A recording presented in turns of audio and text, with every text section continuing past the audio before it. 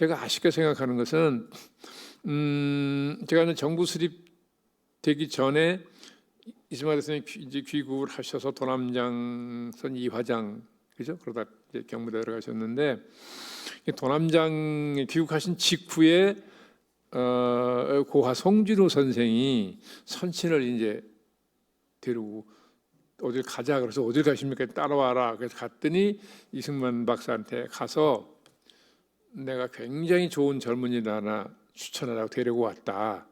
이 사람을 써라라고 그러셨대요. 이승만 박사가 그러냐고 좋다고. 그래서 선친은 전혀 모르고 가셨다가 그때부터 이승만 박사 비서를 하신 거예요. 네. 그러다가 이제 나중에 이 박사가 한때 이제 불운해서 마포장가 계실 때 한 해 겨울을 날 때인데 정말 개미새끼 한 마리도 얼씬하지 않는 그런 불우한 시기를 몇 달 보냈는데 그때도 이제 선친만 그리 이제 출근을 하셔서 보좌를 선학 때 오시고 그래서 그 몇 달 동안에 이 박사하고 굉장히 많은 대화를 나누셨대요.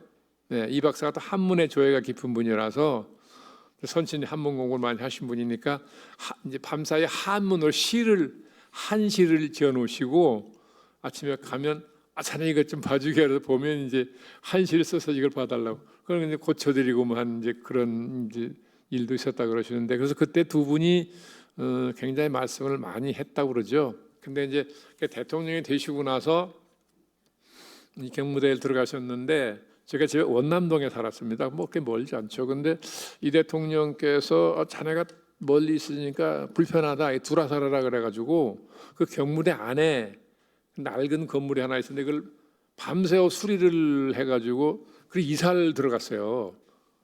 이사를 들어가니까 사는 데는 굉장히 불편하잖아요. 친척이 하나 올래도 막 저 앞에 경비실서부터 통과시켜줘야 되니까 매일 가서 얘기를 해야 되고 아주 불편하죠. 여러 가지가. 네. 이 대통령이 그날 매일 그 날씨 비 오는 날이 아니면 산책을 꼭 하셨는데 오후 3시나 4시쯤 되면 그 저희 집이 이제 그 아래 본관 아래 이제 경비실이 있었는데 그 집을 막 밤새워 수리를 해가지고 이사를 갔는데 그 마당이 이제 앞에 있으니까 점심시 놀다 보면 이 박사 이렇게 보고 계세요. 노는 거를. 근데 이렇게 인사를 하면 오라고 부르셔가지고 매일 보시는데도 꼭 할아버지 할머니 안부서부터 물으시고 이 대통령이 좋아하시는 음식을 이제 어머니가 아시니까 자주 음식을 해서 이렇게 올려보내드렸거든요. 그러니까 이제 어머니께 어제 보내주신 뭐 잘 먹었다고 말씀드리라 이렇게 말씀하시고 어떤 때는 또 저를 보고 또 같이 올라가자 그래서 따라 올라가면 그 부엌이 있어요. 본관적 구석에 주방에 데려가셔가지고 일하는 사람들한테 먹을 것 좀 주라고. 근데 그때 제가 파인애플이라는 걸 참 얻어먹어 왔어요. 거기서. 근데 이게 뭔지 막 어떻게 맛이 좋은지. 근데 그 다음에 이제 그게 이제 먹고 싶으니까 뒷길로 해가지고 올라가는 길이 있거든요. 부엌으로 들어가는 문이 저 뒷문에. 그리고 올라간단 말이에요. 그러면 이제 거기 일하는 아줌마들이 왔으니까 그걸 준다고요. 이거 먹으라고. 이걸 누군가 일렀어요. 어머니한테. 며칠 또 어머니한테 불려가가지고 네가 거지냐? 얻어먹으러 올라갔다고 뭐 어떻게 혼이 났든지 그다음에 다시 못 갔지만은 근데 그때 이승만 대통령이 애사랑이 많아가지고요. 그래서 그렇게 하여간 저를 이뻐하셨어요. 그래서 이제 토요일 날이면 오후에 꼭 그 응접실에서 영화를 하는데요. 16mm죠. 그리고 공보처에서 가지고 올라와서 극영화를 트는데 국산 영화도 있고 뭐 외국 영화도 있고 그렇죠. 근데 그날 오후는 저를 보시면 너 이따 영화 보러 꼭 올라와라 그러시고 올라가세요. 그런 이제 올라가면 응접실에서 이제 영화를 트는데 이 대통령 내가 이렇게 소파에 앉으시고 바로 그 뒤에 의자가 놓였거든요. 거기 제가 앉는 거예요. 그러니까 맨날 그 뒤에 앉아가지고 영화 많이 봤어요. 거기서 뭐 서발극도 보고 국산 영화도 많이 봤는데, 그래서 이 대통령은 애사랑이 많은 분이라 저를 보면 굉장히 이뻐하셨는데 프란체스카 여사는 굉장히 쌀쌀한 분이었어요.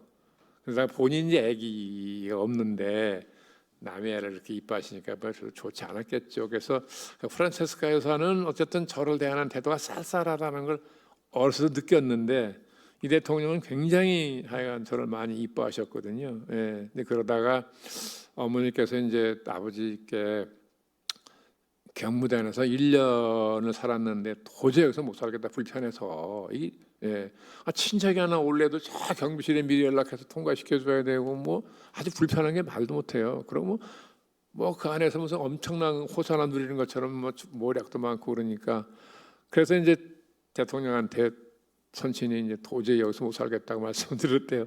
그래서 1년 살고 이제 밖으로 나갔었죠. 네, 그러다가 결국 선친은 이제 뭐 그 직원을 항상 하시는 분이었기 때문에 이기붕 씨하고 박마라 여사가 이제 프랑스 여사, 선친은 영어를 못 하시는 분이고 이기붕 씨 내에는 미국 유학을 한 번에 영어를 잘하잖아요. 그래서 프란체스카 여사의 통역을 처음에 했는데 이기붕 씨가요. 점점 이제 통역 역할이 이제 확대돼 가지고 프란체스카 여사가 이 대통령에 들어간 통로를 프란체스카 여사가 이제 장악을 하면서 이기붕 씨 내가 힘을 쓰기 시작한 거죠. 선친은 계속 배척을 당하고. 예. 그래서 끝이 좋았으면 좋은데 뭐 알다시피 사이고 나가지고 이기붕 씨가 그렇게 비참한 최후를 맞이했잖아요. 예. 근데 그 후에 이 대통령이 이제 뭔가 묶인 게 있으시니까 선친을 찾으셨어요. 사람을 시켜서. 근데 안 가시더라고요. 집에 없다고 말씀드려라. 그러고 나중에는 사람이 자꾸 오니까 실질적으로 집에 안 계시고 어디 지방을 그냥 가서 한동안은 집에 안 들어오시고 친구분들하고 같이 시간을 보내시고 그런 적이 있었죠. 그래서 끝내 이세만 막사 돌아가시기 때까지 선친은 안 가셨어요. 예. 그래서 이제 돌아가셔서 이제 유해가 하와이에서 왔는데 제가 그랬죠. 잠깐 이제 돌아가셨으니까 한 번쯤은 가셔야 되는 거 아닙니까? 그랬더니 내가 사람 없는 시간을 택해서 다녀오겠다고. 새벽에 하루나 새벽에 다녀오시더라고요.